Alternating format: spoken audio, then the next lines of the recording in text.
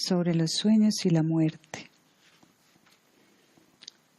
2. La vegetación, árbol, hierba, grano y flor. En el sueño del campo de trigo pisoteado que vuelve a crecer, y en el simbolismo del trigo y la cebada del dios de la muerte Osiris, hemos visto que la vida y la muerte de la vegetación aparecen al mismo tiempo como símbolo de la muerte y de la resurrección. Este fue el sueño de un paciente de Edinger que se encontraba muy cerca de la muerte. Estoy en un parque bonito y ordenado con césped viejo y matas de boj. Al fondo del jardín veo un movimiento. Primero parece ser un sapo gigante de hierba. Al acercarme veo que en realidad es un hombre verde de hierba. Realiza una danza. Es preciosa y me recuerda a la novela de Hudson, Green Mansions. Me daba una sensación de paz, aunque en realidad no podía entender lo que veía. Este hombre verde es, como bien interpreta Edinger, un espíritu de la vegetación similar al Osiris egipcio. El sapo que asocia el soñador cuando ve al hombre verde recuerda a la diosa rana egipcia Heket, que muy a menudo se representaba sentada en la cabeza de la momia y que significaba el renacimiento. En las lámparas de aceite de las antiguas tumbas cristianas lleva directamente la designación de resurrección. El verde era en la Edad Media el color del Espíritu Santo, de la vida, de la regeneración y de la resurrección. Es el color de una especie de alma del mundo o espíritu vital que lo colma todo. En cuanto al bailarín de hierba del sueño, aparece en muchas tradiciones europeas, de acuerdo con las cuales en primavera o en Pentecostés se mata simbólicamente a un joven recubierto totalmente de hierba o de follaje sumergiéndolo en agua o de alguna otra manera. Frecuentemente se llama Rey Mayo o Jorge Verde, etc. Es un ritual mágico en el cual se debe vencer al invierno y traer la fertilidad y suficientes lluvias para el año nuevo.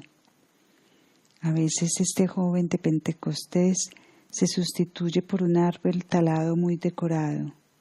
En algunos lugares también se lo entierra y se interpreta como parto de la muerte. Sea cual fuere el significado de esta figura mítica, tiene que ver con la muerte y la prosperidad de la vida. El bailarín de hierbas del soñador americano representa también al Rey Mayo, una imagen del principio de la vida y de la muerte que está simbolizado por la vegetación. Además de la hierba y del trigo, el árbol también aparece como símbolo de la misteriosa relación de la muerte y la vida. Así, por ejemplo, en Simón Mago, el mencionado símbolo del árbol reúne en sí mismo un fuego cósmico visible e invisible, la energía cósmica, el aspecto de la vida y de la muerte. Por otro lado, en las enseñanzas maniqueas, de acuerdo con su visión dualista del mundo, el árbol está dividido en un árbol de la muerte y un árbol de la vida. El primero, plantado por el demonio de los deseos, feo y controvertido en sí mismo, simboliza la materia y el mal. El segundo significa gnosis y sabiduría. Es el árbol del conocimiento cuyo fruto abrió los ojos a Adán cuando éste lo comió. El Salvador talará los árboles de la muerte, sin embargo plantará y cuidará los árboles del bien. El árbol luminoso también se representa como árbol de piedra preciosas. El último sueño de la serie, mencionada por la joven Jane Wright, paciente muerte de cáncer, corresponde a una T y es el siguiente. Yo era una palmera, la mediana de 3. Se aproximaba un terremoto y amenazaba con destruir todo lo vivo. Yo no quería ser destruida por el terremoto. El árbol es aquí, tal como interpreta la autora, un símbolo maternal. El sueño explica así la entrega a la madre naturaleza. Jung comenta de la siguiente manera el dicho sermano según el cual los seres humanos provenían de árboles y volvían nuevamente a ellos. El mundo de la conciencia cede al vegetativo. El árbol es la vida inconsciente que se renueva, que dura eternamente cuando la conciencia humana se apaga. Un hombre de 75 años tuvo el siguiente sueño. Veo un árbol viejo y robusto sobre una costa acantilada. Solo la mitad está enraizado en la tierra. Las otras raíces se extienden hacia el vacío. Luego se suelta, pierde el soporte, se cae. Mi respiración cesa. Y luego pasa lo maravilloso. El árbol está suspendido. No cae, está suspendido. ¿Hacia dónde? ¿Al mar? No lo sé. También en este sueño el árbol es claramente una imagen de la continuación de la vida. El siguiente fue el último sueño de un hombre que pocos días más tarde murió. Me encuentro sobre o en un aire líquido azul celeste que tiene forma de huevo y ahora tengo la sensación de que caigo dentro de lo azul en el universo, pero no es así. Me cogen y me llevan pequeños paños o copos que me sostienen. Quiero probar cómo me tiro en el universo, pero no pierdo la compostura y me recogen paños y gente que habla conmigo. Los pequeños paños me envuelven. Escaleras rojas gotean y forman un árbol de Navidad. Del aire líquido cósmico azul de este sueño se hablará más adelante. Lo importante aquí es el árbol de Navidad que para los moribundos aparece como meta en el otro mundo. En su escrito El árbol filosófico, Jung explica que el árbol en la tradición alquímica también era el símbolo del opus alchemicum. Este simboliza psicológicamente el proceso de individuación, un crecimiento interno continuo hasta niveles más elevados de conciencia, en los cuales continuamente se nos abren luces nuevas. También en la Jerusalén celestial existe un árbol semejante. En medio de sus calles, la ciudad, había un árbol de la vida que daba 12 frutos, y las hojas del árbol eran saludables para las naciones.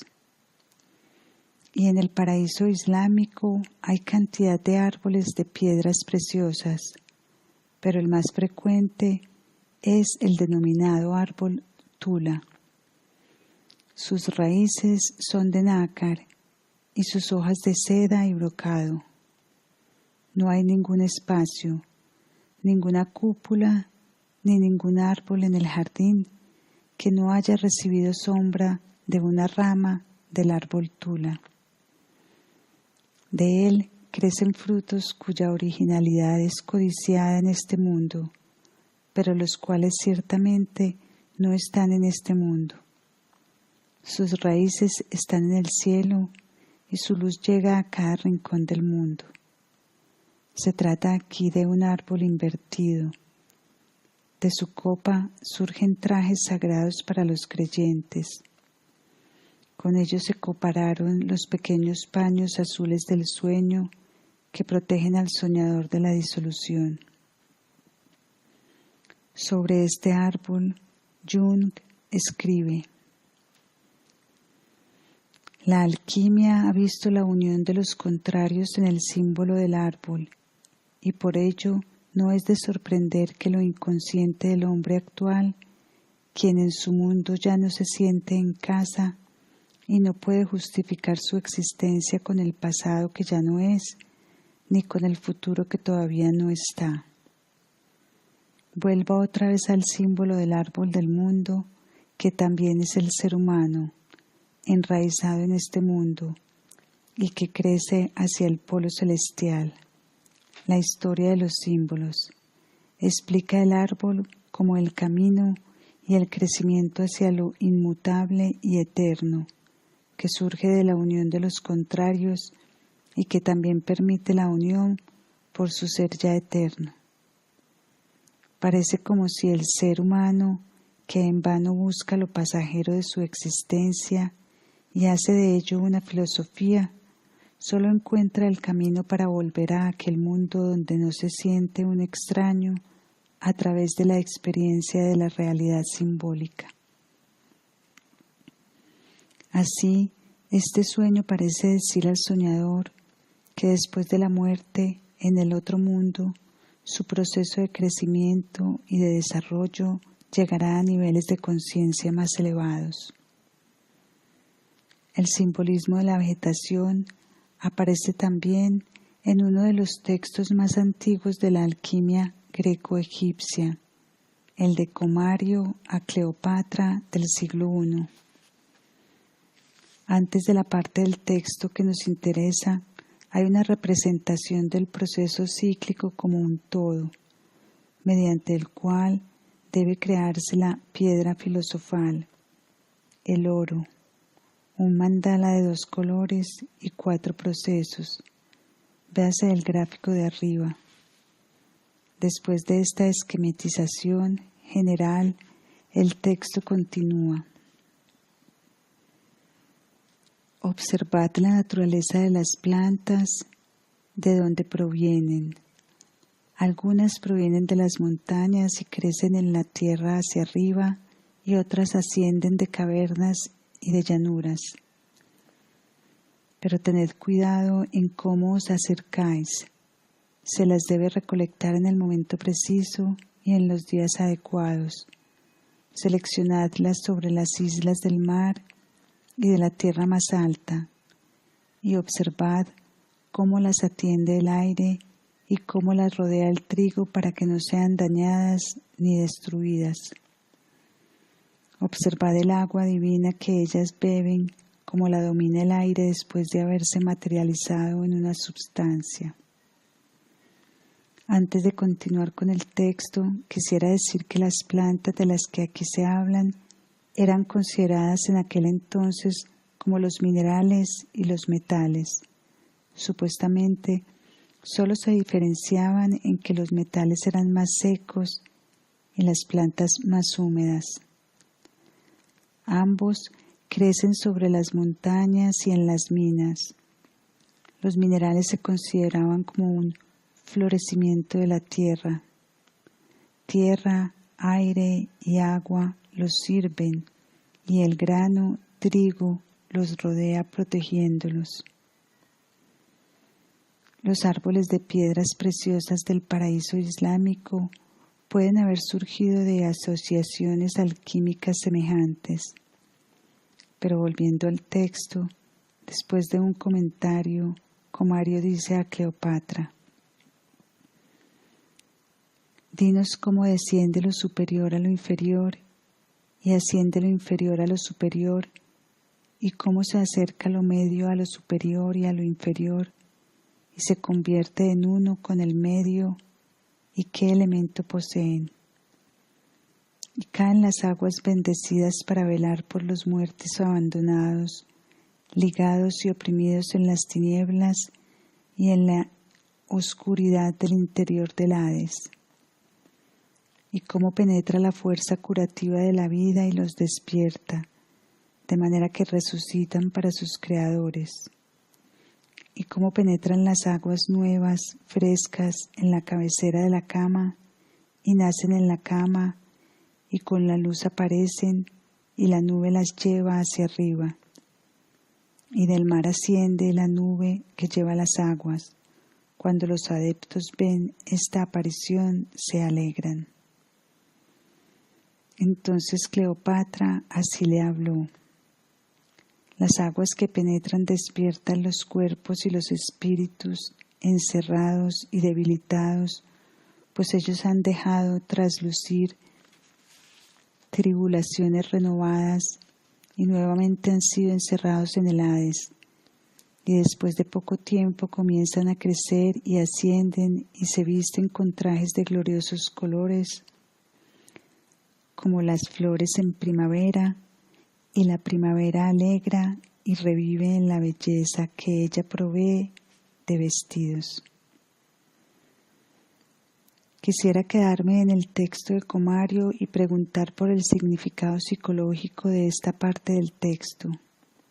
Evidentemente se plantean en primera línea semejanza con el ámbito de la vegetación. Los minerales florecen de la tierra como plantas, mueren, están enterrados y escondidos en el mundo subterráneo.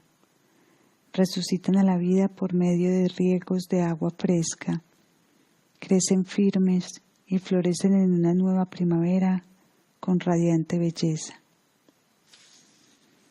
De estas plantas se dice más adelante que antes de resucitar se descomponen en el fuego. Detrás de ellos se esconde, pues, la vivencia de la continuidad. Cuando vemos cómo vuelve a crecer la vegetación una y otra vez desde la raíz, a pesar de haber sido cortadas por el hombre o quemada por el sol, incluso como vida física. En el lejano oriente, en el Sutra Vimala Kyuta, el cuerpo del hombre es comparado con un platanero que no posee nada fuerte, a pesar de que el tallo superior muere en el otoño, las raíces, rizomas que quedan a más del suelo, crecen nuevamente en primavera. Desde la concepción budista, debería ser interrumpida esta continuidad, por la cual se utiliza a menudo la imagen del rábano que debe arrancarse de raíz como símbolo del desprendimiento respecto de la rueda de la reencarnación. Sin embargo, en la cultura en que la continuación de la vida se considera positiva, las imágenes de la vegetación se entienden como un augurio de la continuidad de la vida. La cosecha de cereales o hierba o la tala de árboles en los sueños de los desahuciados alude generalmente al final. Un paciente mío de 52 años tenía un cáncer de vejiga y debía ser operado. Naturalmente, estaba profundamente preocupado sobre el resultado de la operación y tuvo el siguiente sueño. Venía una ambulancia a buscarlo del hospital. En realidad, estaba lo suficientemente bien como para ir todavía en taxi. El conductor bajó, abrió la puerta trasera y allí había un ataúd blanco. Efectivamente, el paciente abandonó el hospital por poco tiempo, ya que tuvo que ser ingresado nuevamente por metástasis y poco después murió. Cito aquí este sueño brutal porque luego mencionaré otro de este mismo hombre, pero de consuelo. Frecuentemente algunas personas me han replicado con respecto a los sueños de consuelo que únicamente se trata de la relación del deseo, pero lo inconsciente suele anunciar el final de forma drástica a personas que se hacen ilusiones sobre la proximidad de su muerte. tal como muestra el sueño ya mencionado del cadáver de caballo y este del ataúd blanco. Una vez que el analizado con motivo del sueño del ataúd se había hecho la idea acerca de la posible proximidad de su muerte, soñó lo siguiente. Andaba por un bosque invernal. Hacía frío y había neblina. Él temblaba de frío. A distancia se oía el gemido de una motosierra y de vez en cuando el ruido de un árbol que caía. De repente, el soñador se encontraba nuevamente en un bosque, pero a mayor altura. Era verano. La luz del sol iluminaba manchas claras sobre el moho verde del suelo. Su padre, en la realidad muerto hacía ya mucho tiempo, se acercó y le dijo: ¿Ves? Aquí de nuevo hay bosque. Ahora no te preocupes más de lo que pasa allí abajo. El derribo de los árboles.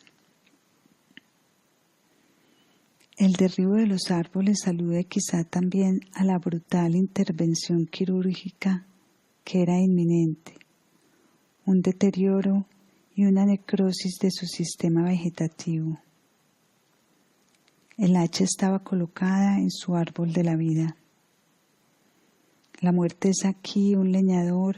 En las artes plásticas se representa a menudo como un segador con una guadaña. En esta iconografía podemos encontrar la representación del dios precristiano Saturno, que aparecía con una hoz como el dios de la siega. Algo se tala, se corta en la muerte. La muerte es siempre un fenómeno brutal, como dice Jung, y parece como si poderes malignos y despiadados hubiesen exterminado a un hombre. Lo que resta es el silencio glacial de la muerte. Pero el mismo sueño continúa en un nivel superior. ¿Hay nuevamente vida o hay otro bosque? En él continúan vivos los difuntos, tal como muestra la aparición del padre del soñador. Muerto tiempo ha. El ambiente es feliz, agradable, como en la nueva primavera, que explica el texto de Comario. Y el difunto padre aconseja al soñador no preocuparse más por lo que sucedió allí abajo.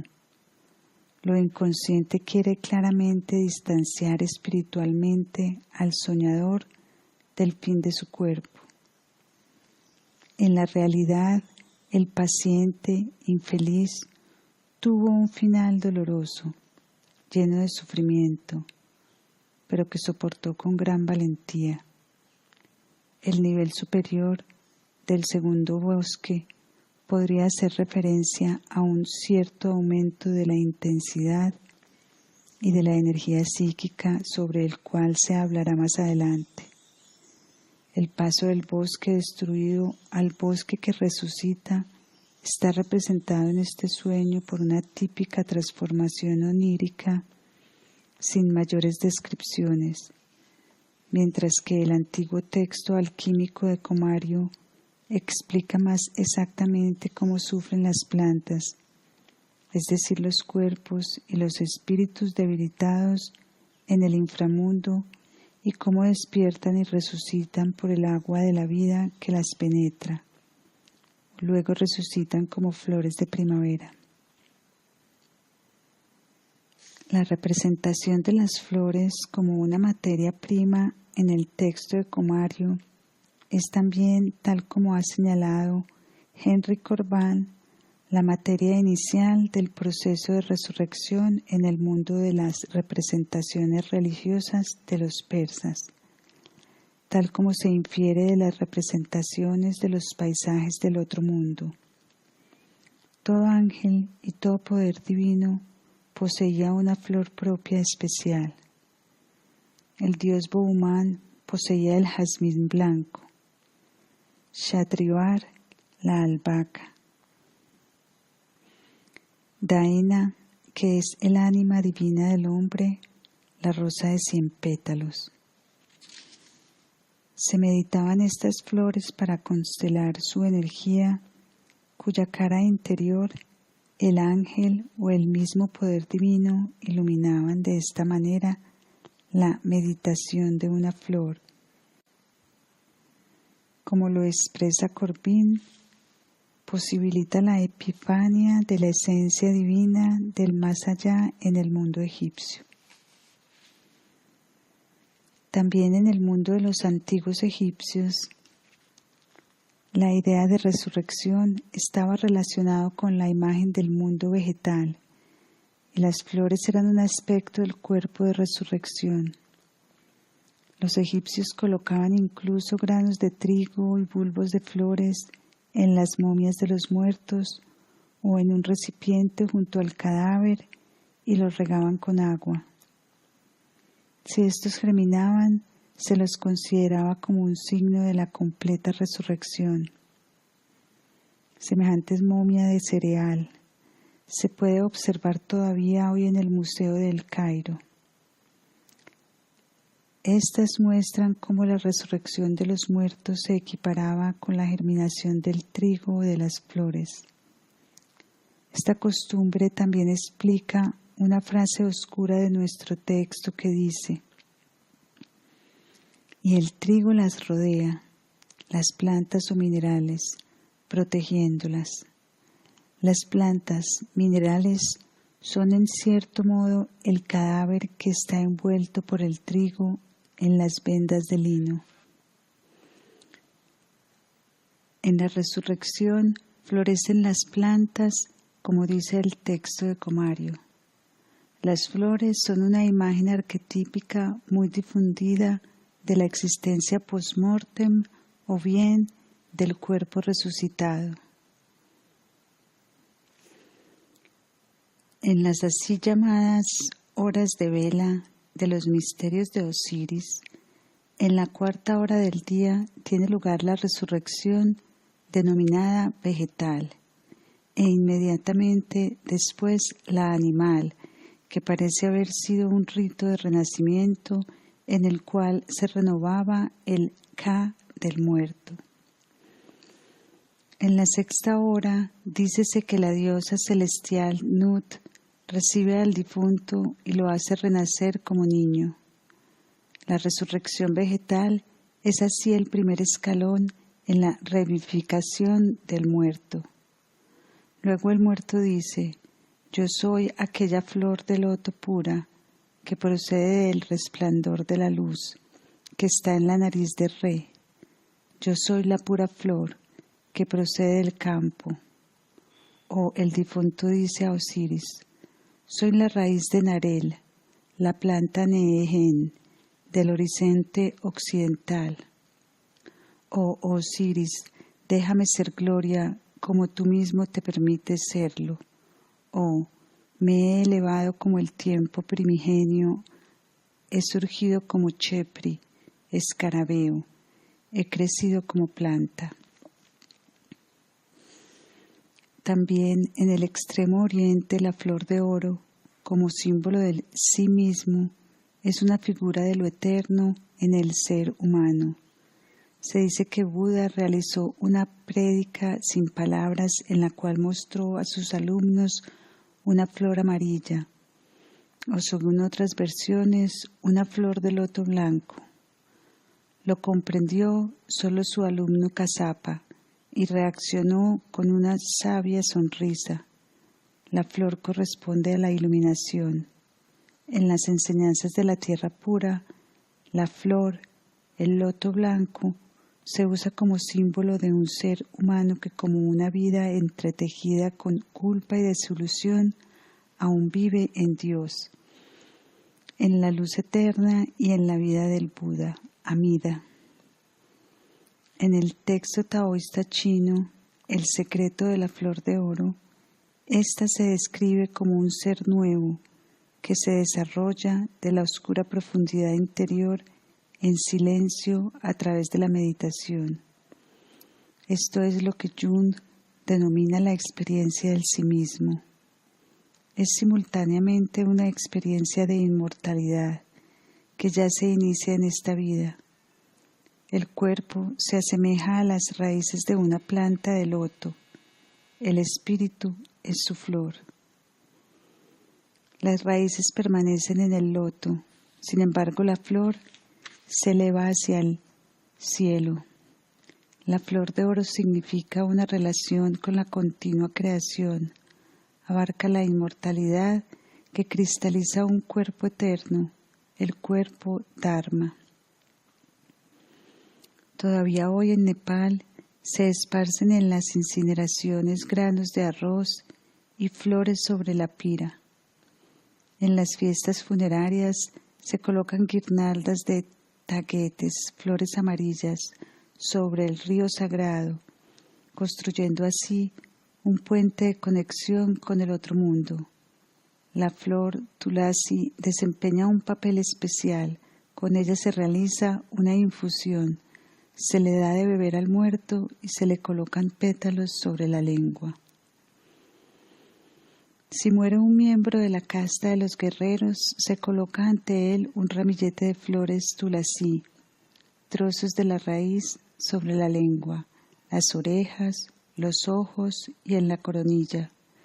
Se esparce agua del Ganges sobre él y se dice 3 veces tulasi. Su alma puede entonces evadirse al cielo. También, después de la muerte, las almas pueden visitar a los deudos, descendiendo al altar de la casa por medio de una flor tulasi. La taguetez naranja amarilla es utilizada todavía hoy por los indios de Guatemala como símbolo del Día de Todos los Santos. Para ellos significa solo luz y vida. Nosotros no tenemos puntos de vista que se diferencien tanto de la esencia de esta flor del alma como en Oriente, pero su presentación como tema arquetípico aparece muy frecuentemente. Así el cuerpo gitano, el vampiro, relata cómo una joven bella e inocente es perseguida por un vampiro diabólico que la mata después de intentar en vano la huida. En su tumba, allí donde yacía su cabeza, creció una flor que brillaba como una vela. El hijo del emperador, mientras cabalgaba por allí, cogió la flor y la colocó en su habitación. Por la noche, la joven salía de la flor y dormía con el hijo del emperador, y durante el día se convertía nuevamente en flor. Las aventuras nocturnas debilitaron al joven hasta que sus padres descubrieron el secreto y capturaron a la joven. El hijo despertó y se unió con la amada. Ella dio a luz un niño de oro con 2 manzanas en la mano. Pero después de un tiempo vino el vampiro y mató al niño. Con todas sus fuerzas, ella le dijo: «Revienta», y él reventó. Ella le arrancó el corazón del pecho y con esto hizo resucitar al niño. En este caso, la flor, como en la mística occidental, es un símbolo de la total intangibilidad interior y de una vida que continúa más allá de la muerte. El niño de oro que ella da a luz es similar a la flor, una imagen del sí mismo, sin embargo, más activo, más humano, y por ello más a merced del demonio. Solo la valentía de la heroína logra vencer el principio destructor. El tema de la supervivencia de la flor sobre la tumba aparece también en muchos relatos. Cuenta la gente que en 1430, cuando se quiso construir una casa parroquial en Hiltisriden, surgió del suelo un lirio que salía del medio del corazón de un muerto allí enterrado. Más tarde se contaba lo mismo en un lugar cerca de donde estaba enterrado el duque Leopoldo, y se decía que el lirio había crecido de su corazón. El santo hermano Klaus von Flue tuvo una vez una visión. Durante una intensa oración veía cómo crecía de su boca un lirio blanco de una exquisita fragancia hasta que tocó el cielo. Cuando más tarde pensó en sus animales, su caballo favorito se comió el lirio.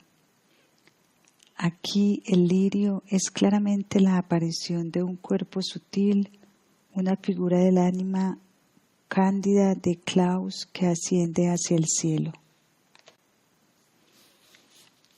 Así la flor es primero una imagen del alma separada del cuerpo material y por consiguiente también la imagen de una forma de existencia del alma, post-mortem.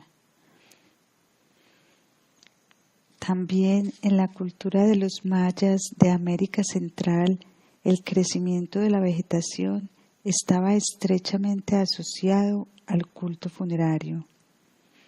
Lamentablemente, la lectura de la escritura es todavía muy incierta, por lo cual solo puedo destacar algunos rasgos generales. Los mayas parecen haber tenido un ritual con el cual acompañaban el alma del muerto al otro mundo desde la muerte hasta su renacimiento. Las almas de los muertos tenían una relación estrecha con el crecimiento de las plantas, especialmente del maíz. Las plantas ayudaban a renacer. No todas las personas participaban en este camino de iniciación. Algunas desaparecían en un lugar oscuro, mietran y no volvían nunca más. Los guerreros caídos y las mujeres muertas durante el parto iban por el contrario a las regiones celestiales, acompañaban al sol en su camino hacia el ocaso y luego volvían a la tierra como mariposas y colibríes. Al principio, el difunto después de fallecer está confuso. Con ayuda de un sacerdote se despierta y se vuelve activo. Pierde su cuerpo y se convierte todo él en ojo o alma. Como tal, busca una mujer embarazada para volver a la vida en su niño. La imagen de esta regeneración es una vasija llena de cenizas o un huesecillo del cual salen 2 o 3 hojas. Un pájaro de nombre Moan, que en el pico lleva el símbolo de la semilla viviente. Ayuda al alma a renacer. Paul Arnold, el editor del libro de los muertos de los mayas, señala la similitud de esas representaciones con la de los antiguos chinos. En los tiempos más antiguos, los chinos enterraban supuestamente a sus muertos en la parte norte de la casa, allí donde se guardaban los cimientos para la siembra. Originalmente se pensaba que los muertos continuaban viviendo de alguna manera en las aguas subterráneas de la casa. Muy cerca de la luz, fuentes amarillas, su última meta. Desde allí volvían a la vida. Marcel Granet describe cómo es que las fuentes amarillas, el mundo de los muertos, formaban una reserva de la vida, pues los chinos tenían la idea de que el yan se había retirado a las fuentes amarillas en las profundidades. La profundidad es yin, del norte, y sobrevivía el invierno, yin, de yin agua, encerrado y sitiado. Allí recuperaba nuevamente toda su fuerza y se preparaba para brotar. Con el solsticio de invierno comenzaba nuevamente a crecer. Más tarde en China se enterraba a los muertos en un cementerio al norte de la ciudad. El norte se comenzó a asociar con el tiempo de la tranquilidad, del invierno y de las fiestas de los muertos, con el tiempo en que portadores de máscaras de animales vagaban como representantes de los espíritus de los difuntos. y se iba a los cementerios para restablecerlos. Tampoco faltaba una comida a la que se invitaban a los espíritus de los antepasados. Luego se continuaba con la limpieza de los campos, la labranza y la primera siembra. Esta también era la época de los matrimonios, es decir, también el tiempo de sembrar nuevas vidas. Los chinos suponían que los antepasados volvían a la vida por medio de su descendiente, no como persona idéntica, sino como su esencia vital íntima, que también era de la familia. Así, existe una analogía mística entre los muertos que van hacia la tierra a la tranquilidad del invierno y las simientes que descansan en la esquina norte de la despensa Dea, en el último período micénico. Los muertos se enterraban en los llamados pitoi, vasijas de barro en las cuales también se guardaban las simientes. Tal como las simientes sembradas despiertan a una nueva vida en primavera, también el muerto resucitará en el más allá. Una y otra vez se lee en la literatura de los dioses de la vegetación. Están ligados con el símbolo de la resurrección en el sentido de que Osiris, Atis, Tammuz, etc. significan la muerte y el renacimiento a la vida de la vegetación. Esto es incorrecto desde un punto de vista psicológico. Para las culturas agrarias, la vegetación en su aspecto concreto no era ningún secreto. Antes, por el contrario, era tan familiar que perdía divinidad. En el culto funerario era más un símbolo de algo psiquien desconocido y por ello estaba, como todos los símbolos arquetípicos, unido a muchas otras imágenes míticas. La vegetación representaba el secreto psíquico de la muerte y la resurrección.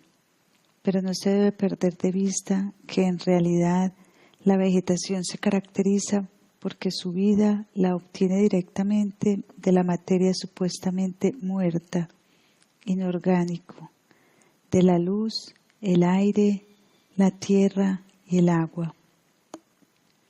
Por ello, es un símbolo particularmente adecuado para representar el milagro de que pueda surgir vida nueva directamente de la materia grosera.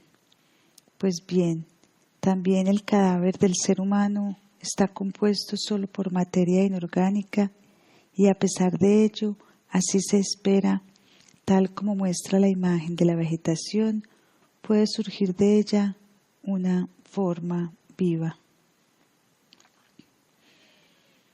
A diferencia del árbol, la hierba y las flores, el símbolo de la flor única tiene un sentido especial. Las flores tienen a menudo una configuración de mandala, la flor de oro de Buda, y esto las hace en especial un símbolo del sí mismo. Según esto, el mitologema de la flor aludiría que el sí mismo posee o se construye en la flor un cuerpo nuevo en forma de mandala, puesto que extrae del cuerpo muerto su esencia vital.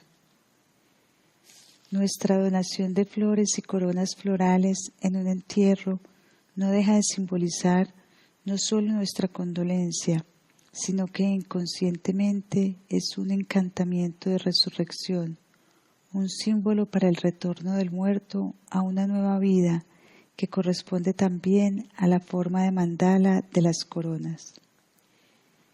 La actualidad que tiene la flor como símbolo de un cuerpo post-mortem, como un lugar de reposo seguro para el alma, la experimenté desgraciadamente por medio de la imaginación activa de una paciente amiga de 54 años que murió inesperadamente. La imaginación activa es una forma conocida de meditación descubierta por Jung, en la cual se mantiene un diálogo con las figuras interiores producto de la fantasía. El interlocutor de esta mujer era en su imaginación el espíritu de un hombre oso. El profano se lo puede imaginar como una especie de gurú interior. Un mes antes de morir, esta mujer escribió lo siguiente: Yo, mi gran oso, tengo tanto frío, ¿cuándo llegaremos a nuestra patria? Oso, solo con tu muerte estarás allí de verdad. ¿No podríamos ir ahora? No, primero debes terminar tu tarea. No puedo, tengo frío. Te doy un poco de mi calor animal. Me abrazó con cuidado y lentamente me va dando calor de nuevo. Yo, ¿no podríamos irnos ya un poco a esta maravillosa patria? Oso, es peligroso. ¿Por qué? Porque no se tiene la certeza de regresar. ¿No hemos estado otras veces delante de la maravillosa flor? Oso, sí, pero no es lo mismo entrar en ella. Pero yo no puedo vivir sin ese centro. El centro debería estar siempre conmigo. Yo no quisiera estar siempre fuera, sino siempre dentro de ella. Fuera, todo carece de sentido. Se está expuesto a la casualidad. 6 días más tarde, veo la flor, luce radiante y maravillosa en el oscuro bosque. Ha crecido, ha enraizado y permanece eterna. Es una creación intemporal. Su floración radiante es de 8 pétalos y tiene distribuidos simétricamente 4 pétalos dorados y 4 plateados. Está en el centro de una zona circular rodeada por un muro grueso y alto que tiene 4 portales cerrados. Mi acompañante, el oso, tiene 4 llaves de oro. Abre uno de los portales. Nos dirigimos hacia adentro. El oso cierra la puerta tras nosotros. Tan pronto me encuentro al otro lado del muro, me siento muy bien. Digo, ¿por qué comienzo a sentirme tan bien aquí dentro? Oso, porque dentro del muro no hay demonios. Yo, estoy muy feliz en nuestra patria en el centro. La flor irradia una luz curativa maravillosa. Ahora no estoy en la flor, pero estoy con ella, bajo su protección, en su suave calor. Es la legitimidad, el centro, aquí no existe división ni mitades. Algunos días más tarde, aquí con la flor, estoy segura ante demasiado calor y frío. Yo, ¿por qué es tan grueso el muro? Oso, para que nos proteja contra Dios. ¿Quién lo ha construido? Dios. ¿Quién ha dejado crecer la flor? Dios, para protegerte contra él. Dios terrible, espantoso, benévolo, compasivo. Una semana más tarde, el misterio de la flor está en mí. Yo soy ella y ella es yo. Ha entrado en mí y se ha convertido en un hombre. Yo soy esa flor radiante de la cual ha nacido una fuente. Soy esto. Sí, a partir de ahora voy hacia la flor. Sé que voy hacia mí. 2 semanas más tarde, voy hacia el muro. El oso, mi acompañante, me abre uno de los 4 portales. Entramos. Tan pronto nos encontramos dentro del cerco del muro, adquiere forma humana. Lleva un abrigo dorado. Observo la flor. Meditando en ella, me convierto en la flor enraizada, crecida, radiante, intemporal. Acepto la forma de la eternidad. Me cura totalmente. Como flor, como centro, nadie puede hacerme nada. De esta forma estoy protegida. Tendré que volver a mi forma humana la mayor parte del tiempo, pero siempre tendré la posibilidad de convertirme en flor de vez en cuando. Ello me produce mucha alegría. ya que hace un tiempo no sabía que ello fuera posible. Conocía la flor siempre solo como un objeto. Ahora sé que yo también puedo ser ella. Aquí se interrumpe el texto, pues la escritora murió inesperadamente de una embolia pulmonar. Es pues como si hubiese querido entrar definitivamente en la flor. Aquí aparece la flor claramente como un símbolo del cuerpo post-mortem. Con ello no se pretende decir que el cuerpo de resurrección podría tener esta forma o haberse hecho de tal manera. La flor se debe entender naturalmente como símbolo de una forma de existencia inimaginable y racionalmente incomprensible. Desde el punto de vista junguiano, la estructura del mandala de la flor se refiere al sí mismo, a la integridad espiritual. Así, la flor es una naturaleza de la integridad interior, desarrollada, a la cual el alma, en cierto modo, se retira al morir. En una parte de la imaginación activa, no presentada aquí, la escritora menciona la flor y también una estrella. Esta es otro símbolo conocido del cuerpo de resurrección históricamente. En el antiguo Egipto, el alma inmortal Ba se ha representado en las formas de existencia post-mortem del difunto, como pájaro o estrella. La estrella simboliza la unidad eterna del muerto, que posee su propia identidad como una entre millones de estrellas. Este tema se anticipa a nuestro texto fundamental, el Tratado de Comario, sobre el cual volveremos más adelante.